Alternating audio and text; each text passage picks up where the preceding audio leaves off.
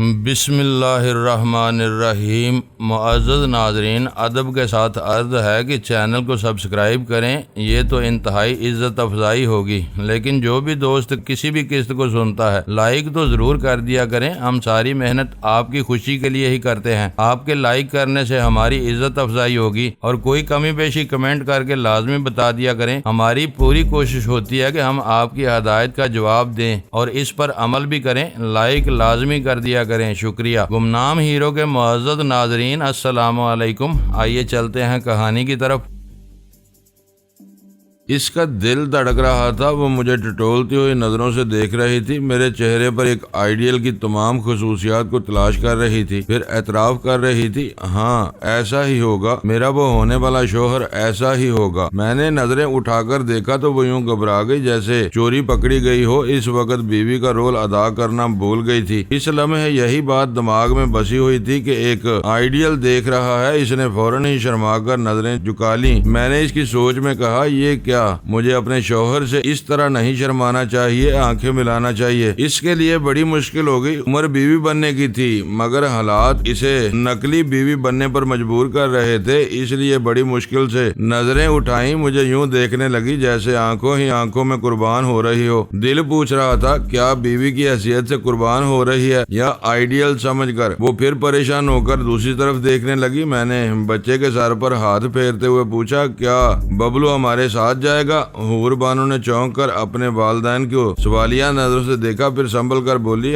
ببلو میری امی کے بغیر نہیں سوتا ہے، ہمارے ساتھ جائے گا تو پریشان کرے گا۔ میں نے اس کی سوچ میں کہا، لیکن ببلو میرے ساتھ رہے گا تو میری حفاظت کرے گا، جب بھی میرا نام نہاد شوہر آنا چاہے گا میں ببلو کو کسی نہ کسی طرح جگا دوں گی۔ اس کی اپنی سوچ نے کہا، یہ تو میں بھول ہی گئی تھی، اگر میں اس کے ساتھ جاؤں گی تو پھر کیا ہوگا؟ اوہ گاڈ، میں تو بری طرح پھنس جاؤں گی۔ اس نے فوراً ہی کہا، ببلو ہمارے ساتھ جائے گا، امی میں اسے لے جا رہی ہوں، کل لے آؤں گی۔ ببلو نے انکار میں سر ہلا کر کہا، میں نہیں جاؤں گا۔ حور بانو نے کہا، تم چلو تو صحیح، تمہیں بہت سی چیزیں دلاؤں گی، تم کھلونے بھی خریدنا چاہتے تھے نا۔ وہ خوشی سے راضی ہو گیا۔ کوئی بھی شخص کباب میں ہڈی نہیں چاہتا، لیکن میں چاہتا تھا۔ میں نے حور بانو کے دماغ کو، اس کی ہسٹری کو اچھی طرح پڑھ لیا تھا۔ اگرچہ وہ بہت چالاک تھی، غضب کی اداکاری کرتی تھی، اس کے والدین دہشت گردوں کی تنظیم میں رہ کر طرح طرح کے فراڈ کرتے آئے تھے، نہ جانے کتنے جرائم کیے تھے۔ حور بانو ان کی بیٹی تھی، اس نے اپنے والدین سے بہت کچھ سیکھا تھا، لیکن ابھی تک بے حیائی نہیں سیکھی تھی۔ ہر لڑکی کی طرح اس کے دل میں بھی ایک آئیڈیل کی آرزو تھی۔ وہ نہیں جانتی تھی کہ چاہنے والا کون ہوگا، کیسا ہوگا، مگر ایک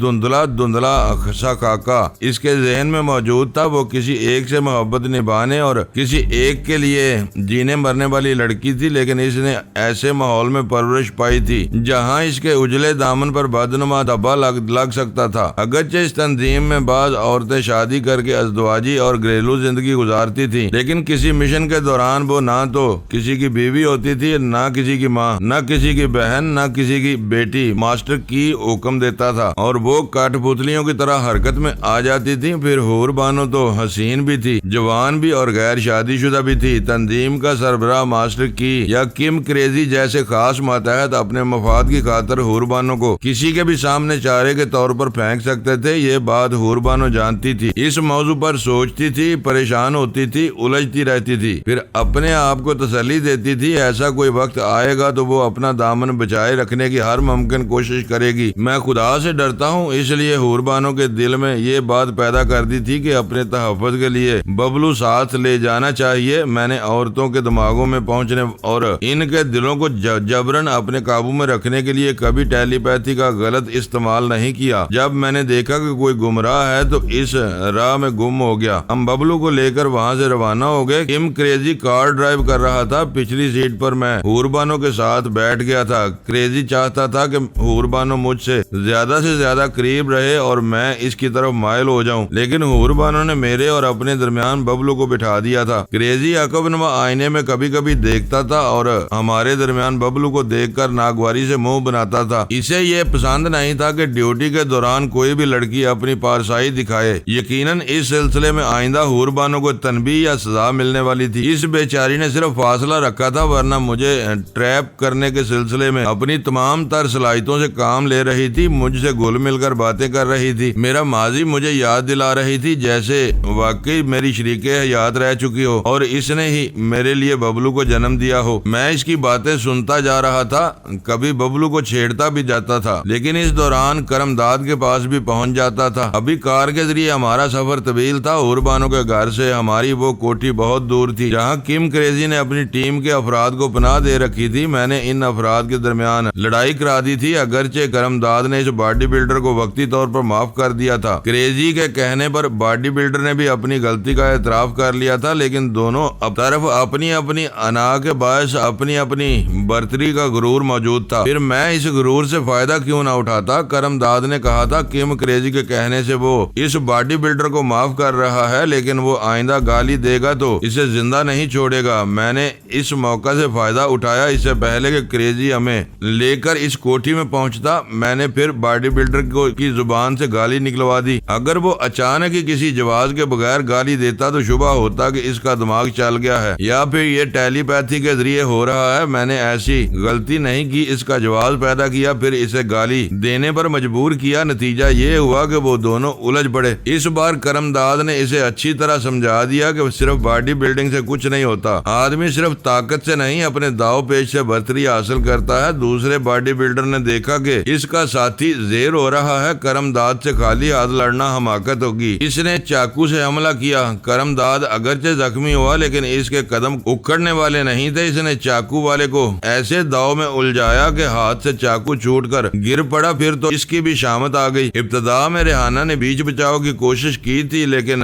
جب اس نے دیکھا کہ کرم داد پر چاقو سے بھی حملہ کیا جا رہا ہے تو اس نے فرش پر گرے ہوئے چاقو کو کرم داد کی طرف اچھال دیا۔ اس کے بعد مجھے خیال خوانی کے ذریعے وہاں رہنے کی ضرورت نہیں تھی۔ جب ہم کم کریزی کے ساتھ اس کوٹھی میں پہنچے تو کریزی نے آنکھیں پھاڑ پھاڑ کر دیکھا، پھر غصے سے دھاڑتے ہوئے پوچھا یہ کیا ہو گیا؟ کرم داد کے ہاتھ میں خون آلود چاقو تھا، اس کی آنکھیں سرخ انگارہ ہو رہی تھی۔ اس نے بھی جواباً گراتے ہوئے کہا مسٹر کریزی وہی ہوا جس کی پیشن گوئی ماسٹر کی نے کی تھی۔ اس نے تم سب کو اچھی طرح سمجھا دیا تھا کہ میں اپنے خلاف کوئی بات برداشت نہیں کر سکتا۔ اس الو کے پٹھے نے پھر مجھے گالی دی اور میں نے اس کے جواب میں اپنا چیلنج پورا کر دیا۔ یہ کہتے ہوئے اس نے خون آلود چاقو کو کریزی کے سامنے پھینک دیا۔ حور بانو ببلو کا منہ اپنے سینے میں چھپا کر دوسرے کمرے میں جانے لگی۔ کریزی اس کے پیچھے پاؤں پٹکتا ہوا گیا۔ دوسرے کمرے میں پہنچ کر اس نے دانت پیستے ہوئے سرگوشی میں کہا تم بہت پارسا بننے کی کوشش کر رہی ہو، اس بچے کو ساتھ لانے کی کیا ضرورت تھی؟ اور لے کر آئی ہو تو اس کے اور اپنے درمیان اسے دیوار کیوں بناتی ہو؟ پھر اس کا منہ چھپا کر اس کمرے سے یہاں کیوں آ گئی ہو؟ کیا تم نہیں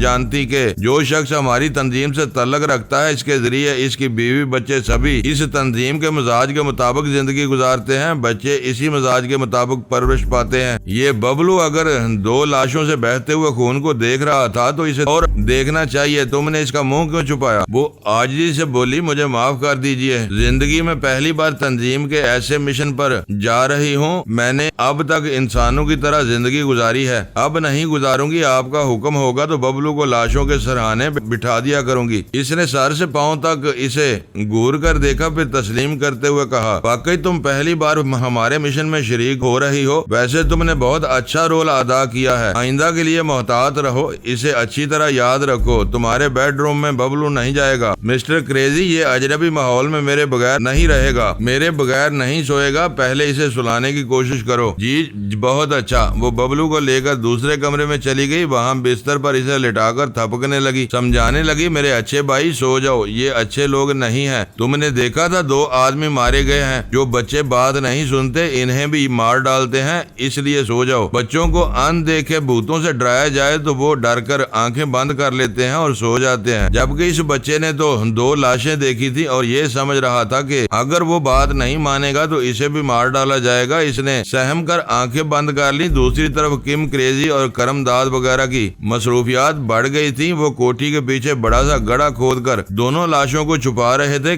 کریزی نے مجھ سے کہا تم اپنی وائف کے ساتھ آرام کر سکتے ہو، ہم پتہ نہیں کتنی رات کو سوئیں گے۔ میں نے حور بانو سے پوچھا ببلو کہاں ہے؟ وہ سو رہا ہے۔ واہ یہ کیسے ہو سکتا ہے، پہلی بار میں اپنے بیٹے سے مل رہا ہوں، پہلے اسے باتیں کروں گا، اس سے شرارتیں کروں گا، پھر اسے سونے دوں گا۔ کریزی نے کہا مسٹر بابر بچہ سو رہا ہے، اسے سونے دو۔ میں نے کہا اگر وہ سو رہا ہے تو میں اسے نہیں جگاؤں گا۔ یہ کہتے ہی میں نے خیال خوانی کے ذریعے ببلو کو جگا دیا۔ وہ اٹھ کر اجنبی ماحول میں چاروں طرف دیکھنے لگا۔ پھر میں نے اسے چیخنے پر مجبور کیا، دیدی، بانو دیدی تم کہاں ہو؟ کریزی نے پریشان ہو کر اس کمرے کی طرف دیکھا۔ میں نے کہا دیکھا، میں نہ کہتا تھا میرا بیٹا ہے، ابھی میرے بغیر نہیں سوئے گا۔ یہ کہہ کر میں اس کمرے میں گیا اور ببلو کو اٹھا کر لے آیا۔ اگر حور بانو اسے اٹھا کر لاتی تو یہ کریزی کے مزاج کے خلاف ہوتا۔ وہ مجھ پر اعتراض نہ کر سکا۔ میں نے حور بانو سے کہا آؤ ہم اسے سلائیں گے۔ ہم ایک بہت ہی خوبصورت سے بیڈ روم میں آئے، دروازے کو بند کیا، پھر ببلو سے باتیں کرنے لگی۔ وہ چاہتی تھی کہ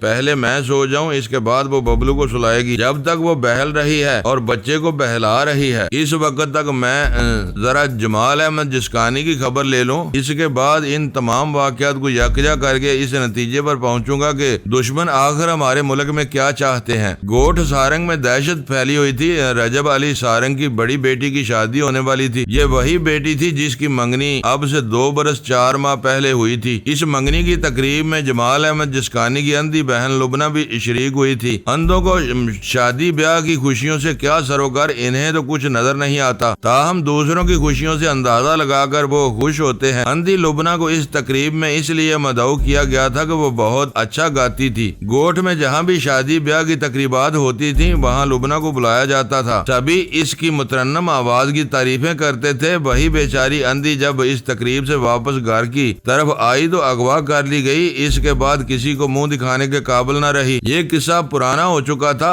غریب کی عزت جاتی ہے تو کوئی قیامت نہیں آ جاتی، لیکن 2 برس 4 ماہ بعد قیامت آ رہی تھی۔ وڈیرے رجب علی سارنگ کی بڑی بیٹی کی شادی بڑی دھوم دھام سے ہونے والی تھی۔ بڑے زور و شور سے تیاریاں ہو رہی تھی۔ اسی دوران وڈیرے رجب علی کو اغوا کر لیا گیا۔ یہ خبر اس کا منشی لے کر آیا۔ وہ سائیں سارنگ کے ساتھ شادی کے سلسلے میں خریداری کے لیے کراچی گیا تھا۔ واپسی میں تنہا آیا۔ اس نے بتایا کہ ڈاکوؤں نے اسے اغوا کر لیا ہے اور دھمکی دی ہے کہ 50,000 روپے کل شام تک جنگل میں نہ پہنچائے گئے تو وڈیرے کی لاش ملے گی۔ گوٹھ سارنگ کے تھانے دار نے اپنے اعلیٰ افسران سے درخواست کی کہ اسے پولیس پارٹی کی ضرورت ہے تاکہ جنگل میں جا کر اغوا کرنے والے وڈیرے سارنگ کو تلاش کیا جا سکے۔ افسران کی جانب سے تھانے دار کو 12 مسلح سپاہی فراہم کیے گئے۔ ایک جیپ کار بھی دی گئی۔ وہ سب اسے تلاش کرنے کے لیے جنگل کی طرف روانہ ہو گئے۔ اغوا کی خبر دور دور کے علاقوں تک پہنچ گئی تھی۔ دوسرے دن کے اخبارات میں بھی یہ خبر شائع ہوئی۔ ڈاکوؤں نے دوسرے دن شام تک کی مہلت دی تھی۔ اس سے 24 گھنٹے پہلے گوٹھ سارنگ کا تھانے دار سپاہیوں کو لے کر جیپ میں بیٹھ کر جنگل کی طرف چل پڑا تھا۔ دوسری صبح ہونے سے پہلے 8 سپاہی زخمی حالت میں واپس آئے۔ پتہ چلا 4 سپاہی مارے گئے تھے اور تھانے دار بھی غائب تھا۔ زخمی سپاہیوں نے بتایا کہ ڈاکوؤں کے پاس جدید اسلحہ ہے، وہ کلاشنکوف اور سٹین گن سے مقابلہ کرتے ہیں اور ان کے مقابلے میں ان سپاہیوں کی پرانی بندوقیں دری کی دری رہ جاتی ہیں۔ ان سے پوچھا گیا کیا انہوں نے ڈاکوؤں کو پہچان لیا ہے؟ ایک نے کہا میں پہچانتا ہوں، وہ ڈاکو رانگا ہے۔ اس نے دھمکی دی ہے اگر شام تک 50,000 روپے نہ ملے تو وڈیرے کے ساتھ اب تھانے دار کی بھی لاش ہی ملے گی۔ آخر ان کی شرائط کے مطابق وڈیرے کا منشی 50,000 روپے لے کر جنگل کی طرف گیا۔ آدھی رات کے بعد تھانے دار اور وڈیرا سارنگ واپس آ گئے۔ اس علاقے میں ڈاکو رانگا ماما کی دہشت پھیلی ہوئی تھی، لیکن واپس آنے والے رجب علی سارنگ اور تھانے دار نے جو بیان دیا اسے سن کر جمال احمد جسکانی پر شبہ ہوتا تھا۔ ان کا بیان تھا کہ 50,000 دینے کے بعد بھی جان چھوٹ نہیں سکتی۔ ڈاکو رانگا ماما نے کہا ہے کہ وڈیرے رجب علی سارنگ کو بڑی بیٹی کی شادی میں سب موجود ہیں، لیکن وہ اندھی نہیں ہے جو سہاگ کے گیت لہک لہک کر گاتی تھی، لہذا شادی اسی شرط پر ہو سکے گی کہ اس اندھی کی کمی پوری کی جائے۔ اس کمی کو پورا کرنے کے لیے رجب علی سارنگ اور تھانے دار کو جو مشورے دیے گئے تھے وہ ان کے لیے قابل قبول نہیں تھے۔ مشورے یہ تھے کہ رجب علی سارنگ اپنی دوسری بیٹی کی آنکھوں پر پٹی باندھ کر اسے عارضی طور پر اندھی بنائے، وہ اندھی بن کر سہاگ کے گیت گائے گی۔ پھر اس تقریب کے اختتام پر رجب علی سارنگ کی ملازمہ اسے اسی طرح آنکھوں پر پٹی باندھ کر گھر سے باہر لے جائے گی۔ ایسے وقت تھانے کے 2 سپاہی اس عارضی اندھی کو اغوا کر کے تھانے دار کے گھر پہنچا دیں گے۔ اس مشورے پر نہ تو رجب علی سارنگ عمل کر سکتا تھا اور نہ ہی تھانے دار قانون اور اخلاق کے خلاف کوئی کام کر سکتا تھا۔ کرنے کو تو لوگ چھپ کر سب کچھ کر لیتے ہیں، مگر جس بات کی پبلسٹی ہو رہی تھی اس میں ملوث ہو کر بھلا کون اپنے آپ کو بدنام کرتا ہے؟ ایسا تو کوئی پاگل ہی ہی کر سکتا تھا جب تک وہ ڈاکو رانگا ماما کے مشورے پر عمل نہ کرتے۔ اس وقت تک اس کی بڑی بیٹی کی شادی نہیں ہو سکتی تھی۔ اس سلسلے میں جمال احمد جسکانی پر شبہ ہوا۔ وڈیرے رجب علی سارنگ نے پورے یقین کے ساتھ کہا کہ ڈاکو رانگا ماما کے پیچھے جمال احمد جسکانی کا دماغ کام کر رہا ہے۔ اس کے متعلق تحقیقات شروع ہوئیں، گڑے مردے اکھاڑے گئے، پتہ چلا وہ قتل کے الزام میں جیل بھیج دیا گیا تھا لیکن وہاں سے فرار ہو گیا تھا۔ اعلیٰ افسران نے اس کیس کی فائل طلب کی، دوسرے دن تک پتہ چلا فائل غائب ہے۔ بعد اور آگے بڑھی تو پتہ چلا عدالتی ریکارڈ بھی غائب ہو چکا ہے۔ جمال احمد جسکانی کے خلاف کوئی دستاویزی ثبوت نہیں ہے، صرف وہ چند گواہ ہیں جو آج بھی اپنے وڈیرے رجب علی سارنگ کے حکم کے مطابق اس کے خلاف گواہی دے سکتے ہیں۔ تفتیش کے دوران انکشاف ہوا جمال احمد جسکانی کراچی شہر میں موجود ہے اور پہلے کی طرح ایک مل میں اکاؤنٹنٹ کی ڈیوٹی انجام دے رہا ہے اور مزدوروں کی یونین کا صدر بھی ہے۔ افسران بالا کے حکم سے جب اسے گرفتار کرنے کے لیے ایک پولیس انسپیکٹر اپنے سپاہیوں کے ساتھ پہنچا تو وہ ایک بہت بڑے اجتماع سے خطاب کر رہا تھا اور بڑی ہی جوشیلی تقریر کر رہا تھا۔ ہر طرف سے تالیاں بج رہی تھی۔ انسپیکٹر نے موقع کی نزاکت کو بانپ لیا، اگر وہ ایسے وقت گرفتار کرتا تو پورا مجمع ان کے خلاف ہو جاتا۔ اس نے بڑی نرمی سے کہا، مسٹر جمال احمد جسکانی، آپ ہمارے ساتھ تھانے چلیں۔ جمال احمد نے اپنے بیگ میں سے ایک کاغذ نکال کر انسپیکٹر کی طرف بڑھاتے ہوئے کہا، چونکہ میں مزدوروں کا لیڈر ہوں اور کسی وقت بھی پولیس والے مجھے گرفتار کر سکتے ہیں، اس لیے میں نے قبل از گرفتاری ہی ضمانت لے رکھی ہے۔ یہ میرے ساتھ میرے وکیل بیٹھے ہیں اور یہ ضمانت نامہ ہے۔ دوسری طرف گوٹ سارنگ میں اندر ہی اندر لوگوں میں دہشت پھیل رہی تھی۔ جو جمال احمد جسکانی کے خلاف گواہی دینے پر آمادہ تھے وہ اپنے وڈیرے کے سامنے ہاتھ جوڑ کر کہہ رہے تھے، سائیں ہم جمال کے خلاف گواہی نہیں دیں گے، اگر ہم نے ایسا کیا تو ہماری بہو بیٹیوں کی عزت نہیں رہے گی، ہمیں بھی اغوا کیا جائے گا۔ جو بہت عرصہ پہلے جمال احمد جسکانی کے خلاف گواہی دے چکے تھے، انہوں نے اپنے پاس سے ایک ایک پرچی نکال کر وڈیرے کو دکھائی اور کہا، یہ ہمیں دھمکی والے خط ملے ہیں، یہ بھی دھمکی دی ہے کہ یہ خط پولیس والوں تک پہنچے گا تو ہماری خیریت نہیں رہے گی۔ وڈیرا رجب علی سارنگ ان خطوط کو اپنے پاس رکھنا چاہتا تھا لیکن ان میں سے یہ دھمکی بھی لکھی ہوئی تھی کہ رجب علی سارنگ ان خطوط کو پولیس والوں کے حوالے کرے گا تو اس بار 1,00,000 روپے جرمانہ ادا کرنا ہوگا۔ ان تمام گواہوں نے اپنے وڈیرے کے وہ خطوط دکھانے کے بعد اس کی آنکھوں کے سامنے انہیں جلا دیا۔ اب جمال احمد جسکانی کے خلاف یہ نہیں کہا جا سکتا تھا کہ وہ مختلف ذرائع سے دھمکیاں دے رہا ہے، ان کے پاس کوئی ثبوت نہیں تھا، عدالتی کارروائی نہیں ہو سکتی تھی۔ پھر شہر سے اطلاع ملی کہ جمال احمد جسکانی کو گرفتار نہیں کیا جا سکتا، اس کے پاس قبل از گرفتاری کے سلسلے میں ضمانت نامہ موجود ہے۔ وڈیرا رجب علی سارنگ اب سے پہلے اتنا کمزور کبھی نہیں پڑا تھا، اتنی بے عزتی کبھی نہیں ہوئی تھی، بیٹی کی شادی رک گئی تھی اور آئندہ کبھی یہ شادی ہو سکے گی یا نہیں اس کی کوئی ضمانت نہیں تھی۔ یہ بات یقینی تھی کہ جمال نے اپنی بہن کے مجرم تھانے دار کو زندہ نہیں چھوڑا تھا، دوسرا مجرم خود وڈیرا سارنگ تھا، اسے بھی اپنے زندہ بچ رہنے کی امید نہیں تھی۔ وہ جانتا تھا کسی نہ کسی دن جمال اسے سخت اذیتیں دے دے کر مار دے گا۔ وہ دیوار سے لٹکی ہوئی رائفل کو دیکھتا تھا اور سوچتا تھا یہ رائفل کس کام آئے گی جبکہ پولیس والے بے بس ہو گئے۔ جمال نے پورے گوٹ سارنگ والوں کے سامنے تھانے دار کو قتل کیا تھا، وہ اب قانون کی نظروں سے میں مجرم نہیں تھا، اس کے خلاف کوئی ثبوت نہیں تھا اور کوئی گواہی دینے کے لیے تیار نہیں تھا۔ اب وہ اپنے حفاظت کیسے کرے گا؟ جمال احمد جسکانی بڑی شاندار زندگی گزار رہا تھا، اب وہ مل مالکان کا بھی ساتھ دیتا تھا، اس لیے مالکان اس سے خوش تھے۔ اسے رہنے کے لیے ایک چھوٹا سا بنگلہ دے دیا تھا اور آنے جانے کے لیے ایک چھوٹی سی کار بھی دی تھی۔ وہ چاہتا تو تنظیم کی طرف سے بہت کچھ حاصل کر سکتا تھا، شاندار محل نما کوٹھی بنا سکتا تھا، ایئر کنڈیشنڈ گاڑیاں رکھ سکتا تھا، لیکن فی الحال وہ قانون کو یہ سمجھانا چاہتا تھا کہ اپنے مل مالکان کے طفیل یہ شاندار زندگی گزار رہا ہے۔ وہ ایک رات اپنے بنگلے میں پہنچا تو وہاں وڈیرے رجب علی سارنگ کی دونوں بیٹیوں کو دیکھ کر حیران رہ گیا۔ وہ بنگلے کے برآمدے میں کھڑی اس کا انتظار کر رہی تھی، ان کے ملازم بھی ساتھ تھے۔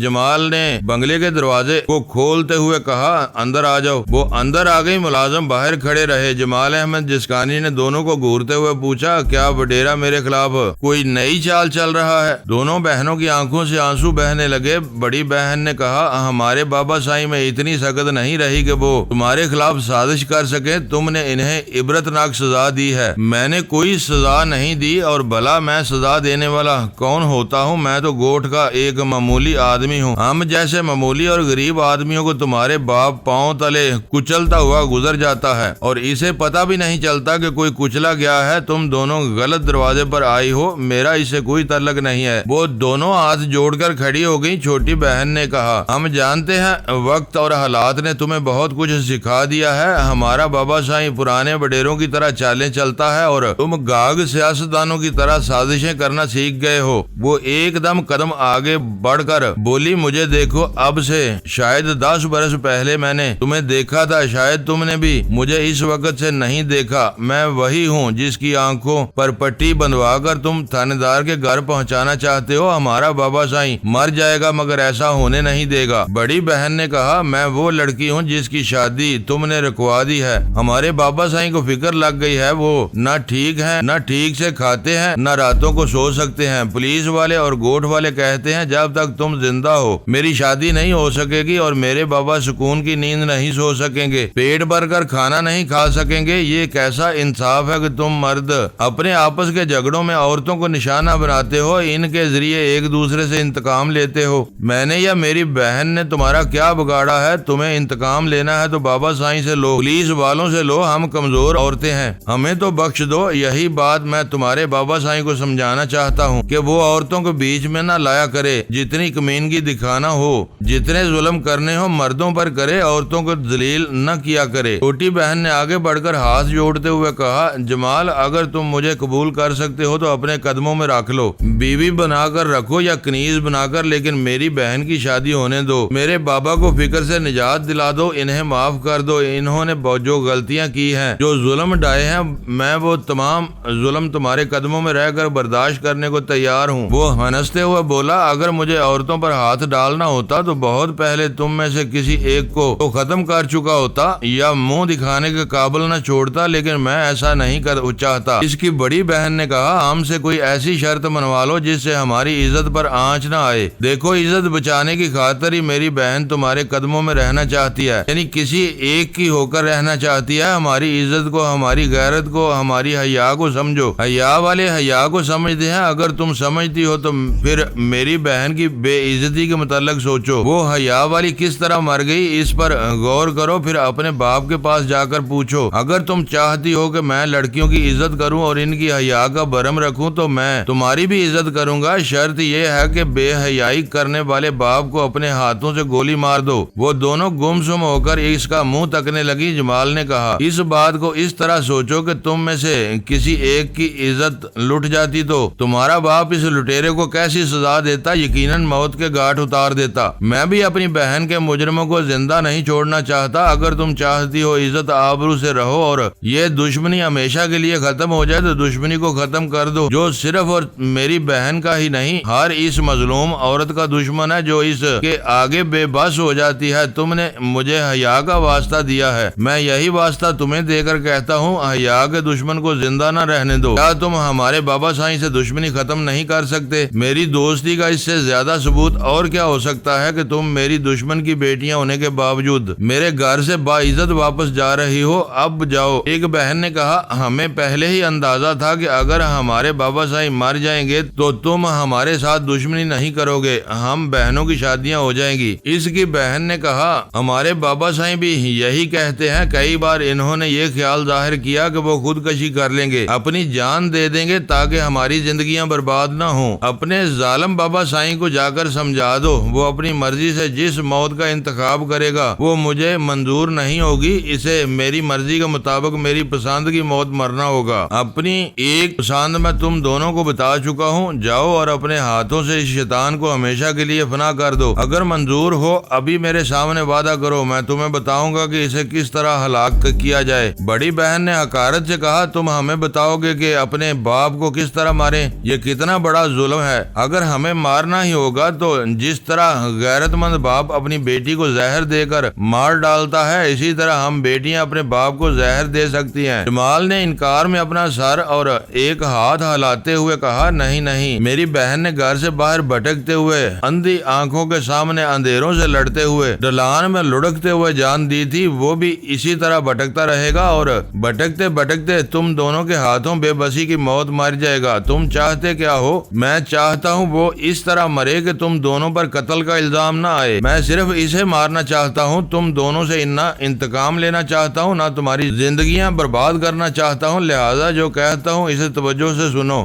دونوں بہنیں اس کا منہ تاک رہی تھیں۔ وہ کہنے لگا، اگر میری شرط منظور ہو تو اپنے گھر پہنچنے کے بعد آج رات تاریکی میں گھر سے نکل جانا اور اسی جنگل کی طرف جانا جہاں تمہارے باپ کو لے جایا گیا تھا۔ میں اس بات کی ضمانت دیتا ہوں تمہاری عزت آبرو پر کوئی آنچ نہیں آئے گی۔ جو لوگ تمہیں جنگل میں پکڑ کر لے جائیں گے وہ تم سے کسی طرح کی دشمنی نہیں کریں گے، صرف تمہارے باپ کو یہ دھمکی دے کر بلائیں گے کہ وہ جنگل میں نہ آیا اور مطلوبہ رقم ادا نہ کی تو اس کی بیٹیوں کی لاشیں اس کے پاس پہنچائی جائیں گی۔ اس دھمکی کے بعد وہ ضرور آئے گا اور جب آئے گا تو ڈاکو رانگا ماما تم دونوں کو ایک ایک ریوالور دے گا اور تمہارے باپ کو شکار کرنے کے لیے تمہیں جنگل میں چھوڑ دے گا۔ پھر وڈیرا رجب علی سارنگ اپنی زندگی کی بھیک مانگتا اور بھاگتا پھرے گا، اپنی بیٹیوں کے سامنے گڑ گڑائے گا اور بیٹیاں اسے غیرت دلائیں گی، اسے گولی مارتے ہوئے کہیں گی کہ جن عورتوں کی عزت سے وہ کھیلتا رہا وہ بھی اس کی بہنیں اور بیٹیاں تھیں۔ وہ بیٹیاں تو اس کا کچھ نہیں بگاڑ سکیں، لیکن یہ بیٹیاں اس کی زندگی کا خاتمہ کر رہی ہیں۔ وہ دونوں چپ چاپ سن رہی تھی۔ جمال نے پوچھا، بولو منظور ہے؟ دونوں بہنوں نے ایک دوسرے کو سوالیہ نظروں سے دیکھا، پھر کہا منظور ہے۔ یہ خیال ہرگز دماغ میں نہ لانا کہ میرے مشورے کے خلاف عمل کرو گی یا چپ چاپ اپنی جان دے دو گی تو تمہارا باپ زندہ بچ جائے گا، تم اپنی جانیں دے کر بھی اس کی جان نہیں بچا سکو گی۔ بڑی بہن نے پوچھا، جمال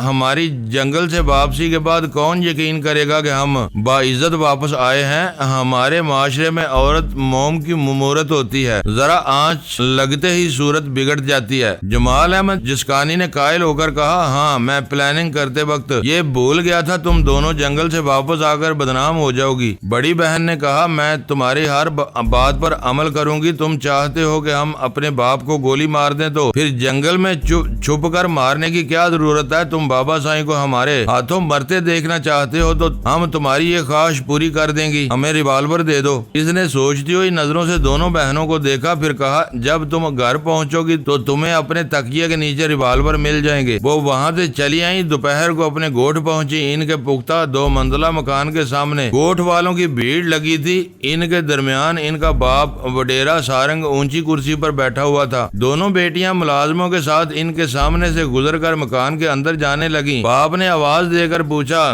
کیا ہوا؟ کیا جمال سے ملاقات ہوئی؟ میں ابھی ان لوگوں سے یہی کہہ رہا تھا کہ میں صلح صفائی کا راستہ اختیار کر رہا ہوں۔ میں نے اپنی بیٹیوں کو اس کے پاس بھیجا ہے تاکہ ہمیشہ کی دشمنی ختم ہو جائے۔ بڑی بیٹی نے تمام گوٹھ والوں کی طرف دیکھا، پھر اپنے بابا سائیں کو دیکھتے ہوئے کہا، جمال نے کہا جب ہم گھر پہنچیں گے تو ہمیں اپنے تکیے کے نیچے ریوالور ملیں گے۔ ذرا ٹھہریے، ہم دیکھ لیں کہ اس کے ہاتھ کتنے لمبے ہیں، کیا واقعی ہمارے یہاں پہنچنے سے پہلے ریوالور پہنچ چکے ہیں؟ دونوں بہنیں اندر گئیں، جب باہر آئیں تو ان کے ہاتھوں میں ایک ایک ریوالور تھا۔ اب نے حیرانی سے دیکھا، رجب علی سارنگ نے جب یہ ریوالور کیا یہ بھرے ہوئے ہیں؟ سارنگ نے پوچھا، یہ ریوالور کیا بھرے ہوئے ہیں؟ ہاں، انسان زندگی سے بھرا ہوتا ہے، ریوالور موت سے بھرے ہوتے ہیں۔ میں تمام گوٹھ والوں سے پہلی اور آخری بار کہتی ہوں، سب دور چلے جائیں، اگر ذرا بھی دیر کی تو میں گولی چلا دوں گی۔ چھوٹی بہن نے بھی للکار کر کہا، میں بھی یہی کہتی ہوں، ہمارے ریوالوروں میں جتنی گولیاں ہیں وہ تم سب پر چلیں گی، لہذا یہاں سے فوراً دور چلے جاؤ۔ رجب علی سارنگ نے اٹھ کر غصے سے کہا، کیا تم دونوں کا دماغ چل گیا ہے؟ نہیں بابا سائیں،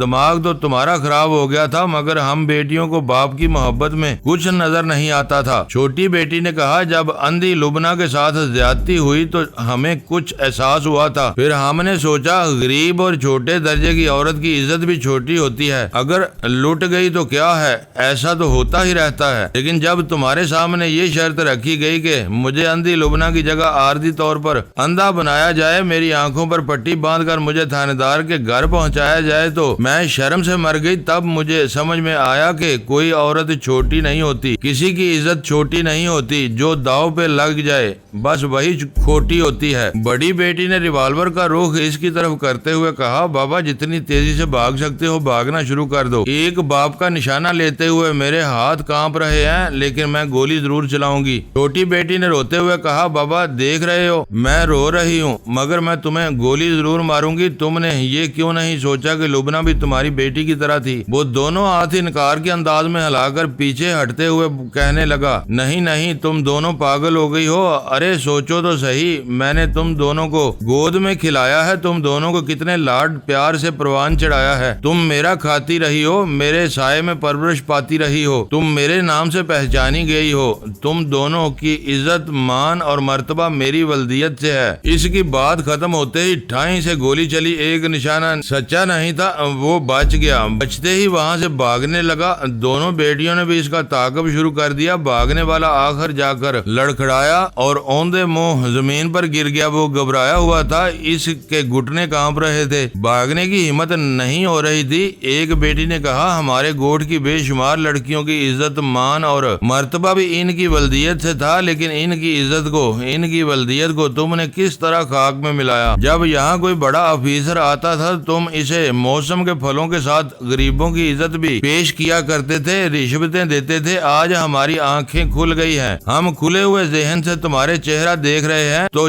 ہمیں باپ کا چہرہ نظر نہیں آ رہا ہے۔ یہ کہتے ہی پھر ٹھائیں سے گولی چلی، اس بار نشانہ صحیح بیٹھا۔ رجب علی سارنگ اپنی بیٹی کے ہاتھ سے گولی کھا کر زمین پر تڑپنے لگا۔ دوسری بیٹی نے گولی چلائی تو اس میں تڑپ کی سکت بھی نہیں رہی، وہ چاروں شانے چت ہو گیا، اٹک اٹک کر سانسیں لینے لگا، اس کے دیدے پھیل گئے تھے، منہ کھل گیا تھا، وہ آسمان کی طرف دیکھ رہا تھا، پھر اس کے دیدے ساکت ہو گئے اور زندگی نے اس کا ساتھ چھوڑ دیا۔ اس کے ساتھ ہی دونوں بہنیں داڑے مار مار کر رونے لگی، ان کی عجیب حالت تھی، روتے روتے کہہ بھی لگاتی جاتی تھیں۔ ایک نے اپنا سینہ پیٹتے ہوئے کہا، مار ڈالا ہم نے ایک ایسے درندے کو، مار ڈالا جو صرف اپنی بیٹی کو بیٹی سمجھتا تھا، صرف اپنی بیٹی کو بیٹی سمجھنے والا انسان نہیں ہوتا، اور جو انسان نہیں تھا اسے ہم نے مار ڈالا۔ دوسری بہن نے چیختے ہوئے گاؤں والوں کو مخاطب کر کے کہا، دیکھو آنکھیں پھاڑ پھاڑ کر دیکھو، سب آ جاؤ، قریب آ جاؤ، اب ڈرنے کی بات نہیں ہے۔ آج ہم نے وہ کام کیا ہے جس کے بعد یہاں سے دور دور تک کے علاقوں میں کوئی باپ کسی پرائی بیٹی کی عزت لوٹنے سے پہلے بار بار سوچے گا کہ کہیں اس کی اپنی بیٹی سے گولی نہ مار دے۔ بڑی بہن نے کہا، جب تک ہم دوسروں کی عزت کو عزت نہیں سمجھیں گے اس وقت تک اپنی عزت برقرار نہیں رکھ سکیں گے۔ اس کا نتیجہ آج ہم بھگت رہے ہیں، ہماری عزت نہیں رہی، آج ہم دو کوڑی کی نہیں رہی۔ کیوں بہن، کیا خیال ہے؟ چھوٹی بہن نے کہا، وہی خیال جو ہم نے پہلے ہی قائم کیا تھا، تم مجھے اس دنیا سے اٹھا دو، میں تمہیں اٹھا دیتی ہوں، پھر یہ خاندان ہمیشہ کے لیے نابود ہو جائے گا۔ اس کے ساتھ ہی چھوٹی بہن نے اپنی بڑی بہن کی طرف گولی چلا دی، ادھر سے بھی ایک گولی چلی، دونوں لڑکھڑاتے ہوئے پیچھے گئیں، دونوں نے پھر ایک ایک فائر کیا، پھر وہ لڑکھڑائیں، اس بار ان کے ہاتھوں سے ریوالور چھوٹ گئے، وہ چکراتی ہوئی زمین پر گر پڑی۔ تمام لوگ گمسم کھڑے تھے، کیا مرد، کیا عورتیں، کیا بوڑھے، کیا بچے، یوں لگ رہا تھا جیسے ان کی آنکھوں کے سامنے سے قیامت کا منظر گزر گیا ہو، کسی کے منہ سے آواز نہیں نکل رہی تھی۔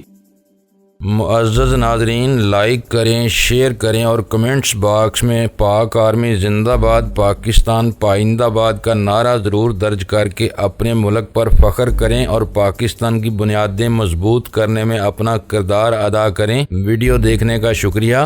معزز ناظرین، اپنا خیال رکھیے گا اور ہمارے چینل کا بھی۔ ISI پاک آرمی زندہ باد، پاکستان پائندہ باد۔